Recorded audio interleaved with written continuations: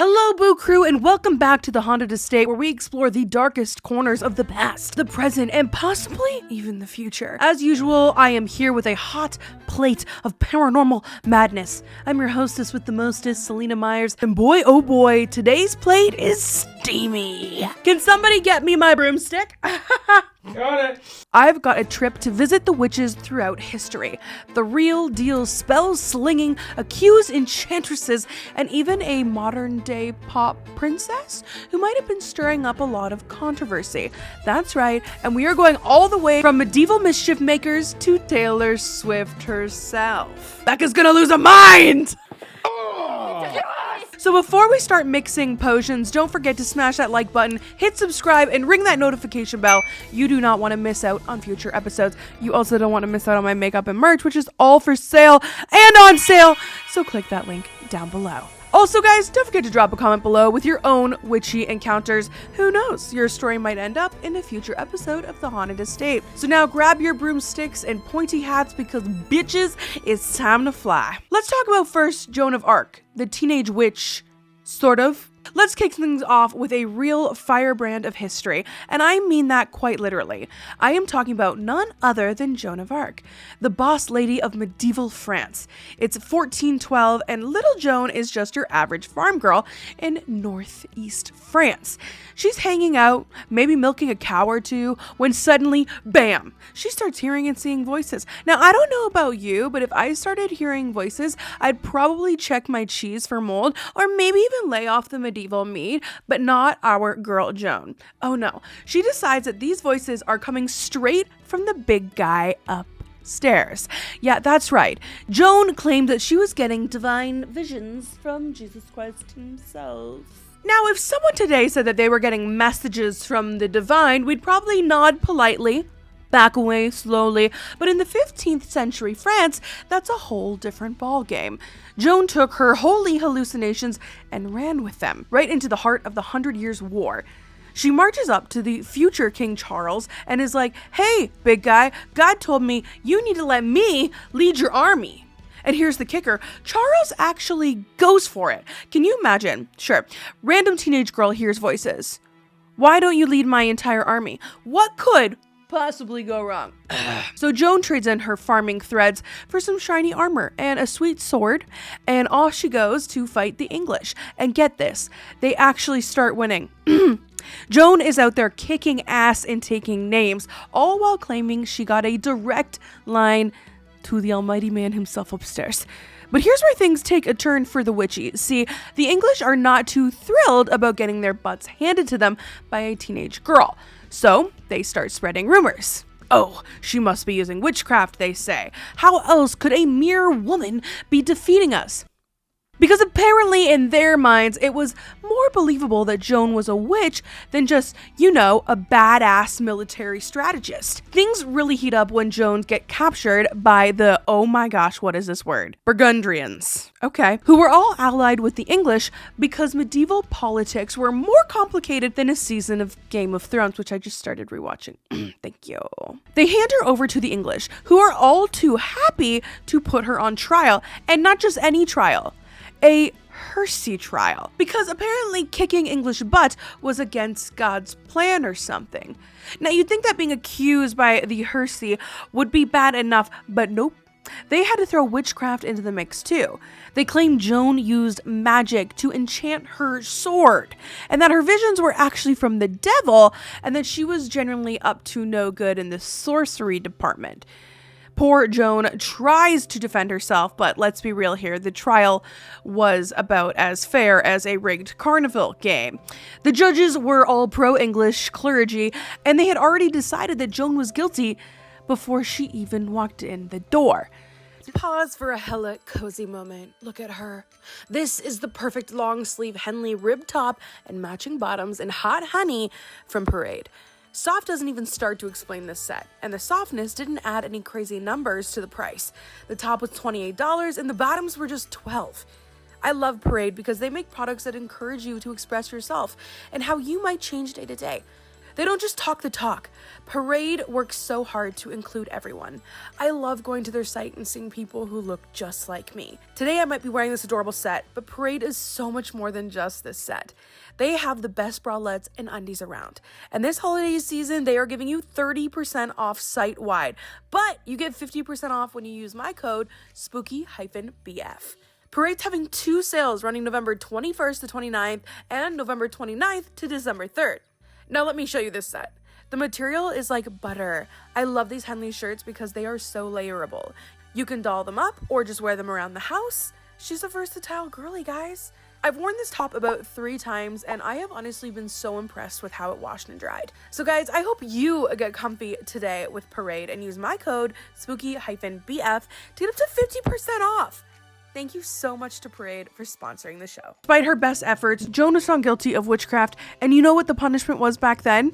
That's right, a one-way ticket to Burnsville. No. On May 30th, 1431, at the ripe age of 19, Joan of Arc was burned at the stake in Rouen. Rouen? But here's the kicker.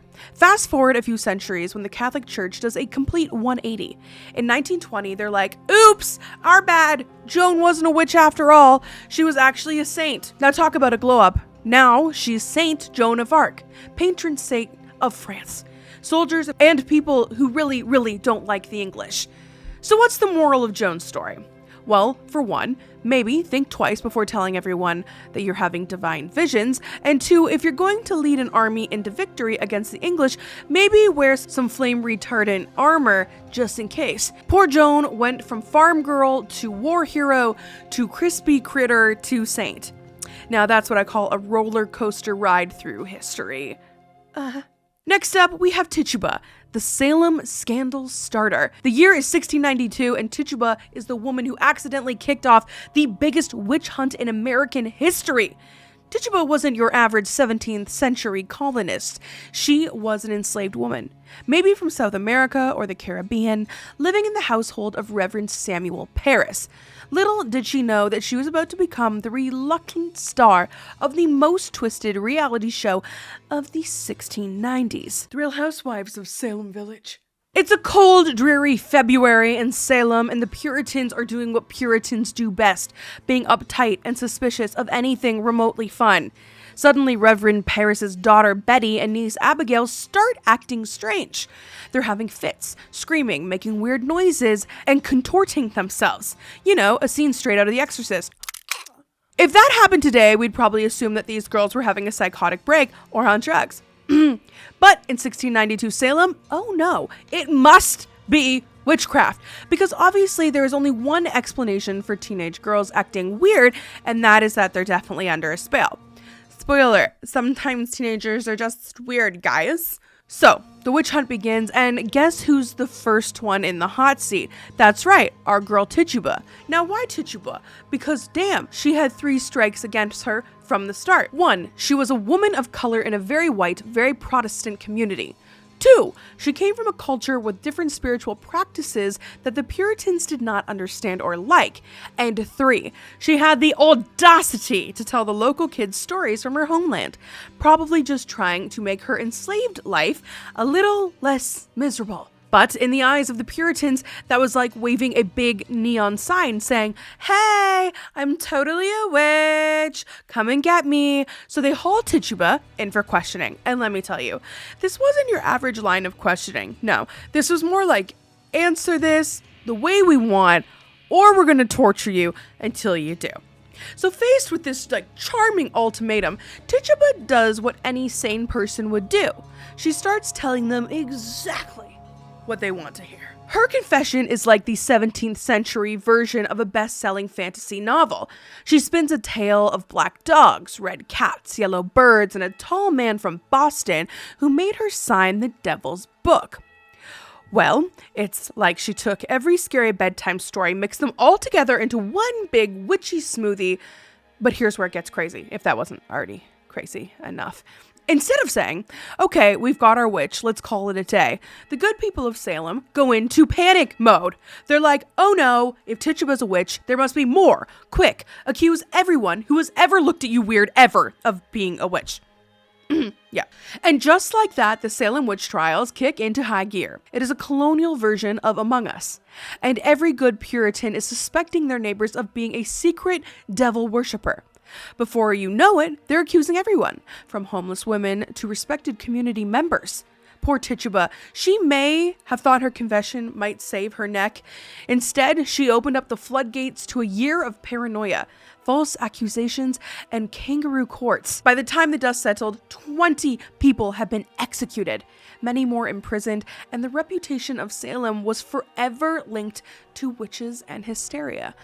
As for Tituba herself, she spent 13 months in jail before being released. Some say that she was sold to pay for her prison fees, talk about adding insult to injury, while others think she may have escaped. Either way, she disappears from the historical record. So what can we learn from Tituba's tale? Well, for one, maybe don't tell stories to Puritan children. They can't handle it. And two, if you ever find yourself accused of witchcraft, maybe don't confess a bunch of stuff that you didn't do. It might seem like a good idea at the time, but yo, trust me, it's not gonna end well. Tituba. Next up, we have Anne Boleyn, the Queen of Hearts. We've all heard of her. Let's hop in the time machine and zip back to the 16th century England. We're talking cod pieces, elaborate ruffs, and more drama than a season of The Crown. Center stage in this historical soap opera, none other than Anne Boleyn, the second wife of King Henry and the woman who gives a new meaning to the phrase, lost her head over a man. Now, Anne, this gal, had an ambition with a capital A. She caught the eye of King Henry, who was at the time married to Catherine of Aragon. But Henry had a problem. Catherine hadn't given him a male heir, and he was getting antsy. Enter Anne, stage left, ready to turn the English court and the entire country upside down. Henry was so smitten with Anne that he decided to break away from the Catholic Church just so he could divorce Catherine and marry her. That's right, he created an entire new church, the Church of England, essentially saying, screw you, Pope, I do what I want. So, Henry marries Anne, and for a while, things are great. She gives birth to a daughter. Spoiler alert, it is the future Queen Elizabeth the first. And everyone is hopeful that a son will follow, but here is where things start to go downhill. Anne, bless her heart, just can't seem to produce a male heir, and Henry, being the patient and understanding guy he is, that's sarcasm if you can tell, my dudes, starts to get a bit testy. Meanwhile, Anne's getting more and more desperate, and the court vultures are starting to circle. Now, this is where witchcraft accusations begin to bubble up like a bad potion. You see, people at court couldn't understand how Anne had managed to bewitch the king so thoroughly. I mean, it couldn't possibly be her wit, her charm, and her intelligence, right?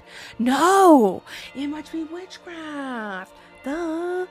Rumors start flying faster than a bat out of hell. They say Anne has a sixth finger. Spooky, okay. And that she has moles all over her body. The horror. And get this, apparently she has a literal third breast. Now, I don't know about you, but if I had 3 boobs, I'd be more likely to join the circus than to become the Queen of England. But hey, different strokes for different folks. Woo! The wildest accusation is that Anne had bewitched Henry by using magic, and that in their minds there was no other explanation for why Henry would go to such lengths to marry her.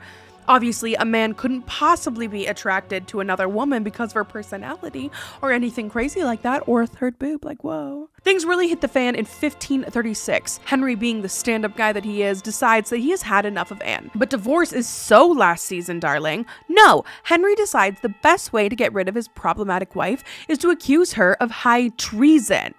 And what's a little witchcraft accusation to just spice things up? The charges against Anne were unbelievable.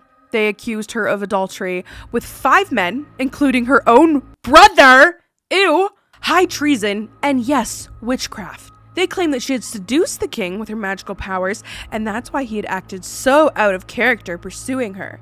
The verdict was a foregone conclusion, and on May 19th, 1536, Anne Boleyn became the first English queen to be executed. Talk about losing your head over a guy. Literally. Almost as soon as Anne's head had rolled, Henry married Jane Seymour. So, was Anne Boleyn really a witch? Unless she was secretly running a Hogwarts night school out of the Tower of London, probably not. More likely she was just a woman who played the Game of Thrones and she lost. She went from being the woman who sparked the English Reformation to a cautionary tale about the dangers of royal romance faster than you can say, off with her head. La Voisin, the poisonous Parisian psychic. Let's sashay over to 17th century France, where the wigs are high and the morals are low, and the poison is flowing like fine wine. We're talking about none other than Catherine Mauvoisin, better known as La Voisin, the witch who put the gal in Gallic black magic. It's Paris in the 1660s. The son, King Louis, is on the throne, and the city is a glittering playground for the rich and the fabulous. But beneath all that silk and powder is a dark underbelly of jealousy, revenge, and other people who really want to get rid of their spouses. La Voisin wasn't your average fortune teller reading palms in a back alley. Oh no, this lady had style. She set herself up as a respectable midwife in the herbalist community because apparently in 17th century France, the path from delivering babies to delivering death was a short one. But her real talents? Fortune telling and love potions for the ladies of the French court. Now, when I say love potions, I don't mean some harmless concoction of rose petals and unicorn tears. La Voisin's idea of a love potion was more likely to include arsenic than aphrodisiacs. She was like the anti-Cupid, helping women take care of inconvenient husbands or rivals. But La Voisin wasn't content with just poisoning people and reading palms. No, she had to take things to a whole new level of witchy weirdness. Rumor has it that she was into some seriously dark stuff, including black masses and sacrificing babies. Woo! Her clients were the who's of who 17th century French society, marquises, duchesses, and even the king's mistress, Madame de Montespan. These ladies weren't coming to La Voisin for love advice or tarot readings. Oh no, they wanted the hardcore stuff, poisons, black magic, and rituals. The poste de resistance of La Voisin's witchy repertoire, the Black Mass. Now, this wasn't your average Sunday service. Imagine a naked lady lying on an altar, a bowl on her belly filled with blood, sometimes from sacrificed babies, upside-down crosses, black candles, and a rogue priest reciting Latin backwards. And they baked the blood and other ingredients into communion wafers. Delicious. But as they say, all good things, or in this case, terrible evil things, must come to an end. In 1679, French authorities finally caught wind of all this deadly hocus-pocus that was going down in Paris. They called this massive scandal that rocked the French court the Affair of the Poisons. She was arrested, and suddenly, all her high society clients were sweating harder than a sinner in church. The king set up a special court to deal with all this mess, aptly named the Burning Chamber. During her trial, she confessed to all sorts of gruesome deeds, including murdering thousands of babies. Wow, thanks. Now, was she exaggerating? Probably. But even if she was only responsible for a fraction of what she claimed, it was enough to earn her a one-way ticket to the stake. On February 22nd, 1680, La Voisin met her fiery end. In a twist of irony, she went out the same way many accused witches did, burned at the stake. The scandal kept on burning, the authorities arrested hundreds of people, and the whispers of poison and black magic hung over the French court like a bad smell. King Louis eventually shut down the whole investigation, probably because he was worried about how many friends he would have left if it all continued. La Voisin went from being a humble fortune teller to the center of one of the biggest scandals in French history. So the next time you are tempted to visit a sketchy psychic for a love potion, maybe just stick to swiping on Tinder instead. It's a lot less likely to end in a fiery execution. Now on to one of my favorites, Marie Laveau, the voodoo queen of New Orleans. Marie Laveau, the voodoo... New Orleans! Marie Laveau, who ruled the spiritual scenes of the 19th century with an iron fist and a killer hairdo. It is New Orleans in the early 1800s. The city is a gumbo pot of cultures with French, Spanish, African, and Caribbean influences all simmering together in the swampy heat. And stirring this metaphysical pot, Marie wasn't your average run-of-the-mill witch, oh no. This lady was a voodoo priestess, a hairdresser, a businesswoman who could charm the scales off of a swamp gator. Born a free woman of color in the French Quarter, Marie quickly made a name for herself as a practitioner of voodoo. Now, I know what you're thinking, voodoo. Isn't that all sticking pins into dolls and turning people into zombies? Well, hold your voodoo dolls, guys, because it's a little bit more complicated than that. Voodoo, as practiced by Marie, was a mix of African religious traditions, Catholic saints, and a dash of good old-fashioned showmanship. Her services were in high demand among both high society and common folk of New Orleans. Need to win a court case? She's got a gris bag for that. Want your cheating husband to come crawling back? Marie's ripping up a love potion as we speak. Hoping to curse your annoying neighbor? Marie's got a voodoo doll with your name on it, like literally she does. But she wasn't just about hexes and love spells. She was also known for her charity work. Nursing yellow fever victims back to health, advocating for enslaved people. It's like she was trying to keep a balance in her karmatic checkbook. A little curse here, a little good deed there, and voila, spiritual equilibrium. Now let's talk about her legendary powers. Rumor had it that she could bilocate. That's fancy talk for being able to be in two places at once. People said she would control the weather, which, to be honest, would be pretty sweet squill to have in New Orleans, because is there a hurricane coming? Not on Marie's watch. But her real power came from her vast network of informants. See, as a hairdresser, she had access to all the juicy gossip in town. And when you combine that with her voodoo reputation, well, let's just say, Marie knew everyone's dirty laundry. Probably, honestly, before they knew it themselves. Her home on St. Anne Street became a mecca for those seeking her services. But here's where things get very, very interesting. Marie Laveau supposedly died in 1881, except people kept reporting sightings of her well into the 20th century. Now, either Marie discovered the secret to eternal youth, in which case, girl, please share your potion with me, or there was some serious voodoo trickery going on. The truth is, Marie had a daughter, also named Marie, who followed in her footsteps as a voodoo priestess. So, when people thought they were seeing the original Marie, they were actually seeing Marie 2.0. Even today, people still visit Marie Laveau's tomb in St. Louis Cemetery No. 1. They leave offerings, make wishes, and draw 3 X's on the tomb in hopes that Marie will grant their desires from beyond the grave. I want to do that if we ever go there, please. Now we have Isabel Godey. The Confessions of a 17th Century Scottish Witch. Imagine it. It's 1662 in Aldern, a wee village in the Scottish Highlands. The witch hunts are in full swing and everyone is extremely paranoid. Isabel Godey is a local farmer's wife who is about to spice things up. Now, most accused witches of the time either denied everything or confessed under torture, but not Isabel. Oh no. This gal volunteered information, and let me tell you, her confession is wild. Over the course of 4 weeks and 4 separate confessions, she claimed that she was part of a coven of 13 witches, because apparently, even in the supernatural world, it's all about who you know. According to Isabel, she and her coven would regularly meet with the devil himself. Now, you might think meeting Satan would be a formal affair. Maybe a nice dinner, some light conversation about eternal damnation, but no, the devil is more of a party animal.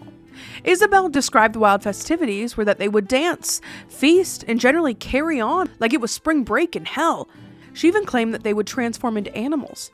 Her favorite form? A hare. She even had a special chant for it. I shall go into a hare with sorrow and sigh, Michael care? And I shall go in devil's name, while I come home again. That's Meekle, isn't it? I don't know. I don't want to say it right anyways. I want to say it wrong. Yes. Guys, I don't know about you, but if I had the power to transform into any animal, I'll probably pick something a bit more impressive than that. Like a pterodactyl. Or a dragon, maybe. Huh. But Isabel did not stop at hares. Oh no, she claimed that she could turn into a cat, a crow, and even a grain of corn. What? You could poop her out. That was weird, Adam, but yep. Why? Why would you want to turn into a grain of corn? Because nothing strikes fear into the hearts of men quite like a piece of popcorn. Now, you might be saying, Selena, surely this is just the ramblings of a mad woman, right? And I'd be like, yeah, but there's this thing. Her confessions were given voluntarily, without torture, and she walked into the courtroom and basically said, yo, pull up a chair, lads. I got a story for you. Surprisingly, despite her wild confession, there's no record of Isabel being executed, which is kind of miraculous, considering it was the 17th century Scotland. You could have been burned at the stake for looking at a drawing of a witch. So, that's weird. Now we're going to talk about somebody pretty close to my heart and someone I love a lot. We're going to talk about Taylor Swift, the pop princess of modern day witchcraft. And that's a question mark, guys. Let's get into it. Now we're on our final witch of the night, none other than our pop superstar, Taylor Swift. Now, before you start shaking your head in disbelief, I need you to hear me out. Swift might not be brewing potions in a cauldron or cackling over a crystal ball, at least that we know of. She hasn't sang about that yet. But in recent years, she has been stirring up a lot of controversy in the witch arena. It all started with her albums, Folklore and Evermore, in 2020. Suddenly, her music was filled with ethereal vibes, forest imagery, and even witchy references. Songs like Willow had Swifties wondering if she had traded in her guitar for a wand. The music video? Pure magical forest coven realness. But it didn't stop there. Swift's Eras tour has been raising a lot of eyebrows. Some of her performances, particularly during Willow, have been described as looking more like ritualistic ceremonies. Now, let's be clear, Swift has publicly identified as Christian, but that hasn't stopped the rumors. Some fans have embraced her witchy vibes, while others are clutching their crucifixes in terror. Swift herself has leaned into the mystique. She's referred to her fans as casting spells, shared witch remixes of her song, and even called herself a witch, though to be fair, it was very tongue-in-cheek. It's like she's winking at us saying, I'm not a witch, but I play one on stage. So is Taylor Swift actually practicing witchcraft? Is she secretly leading a coven of chart-topping sorceresses? I don't know. But she's certainly tapped into something powerful. The ability to enchant millions with her music, and in a way, isn't that her very own kind of magic? As we wrap up our witch search across time, from Joan of Arc to Taylor Swift, one thing is clear. Society's fascination with witches isn't going anywhere. Whether feared, prosecuted, or celebrated, these women have left an indelible mark on our culture. And with that, guys, we call it in. Until next time, I'm Selena Myers, and I'm signing off from the haunted estate. And I'm gonna go cast some spells and go get naked and dance in the forest. Am I lying?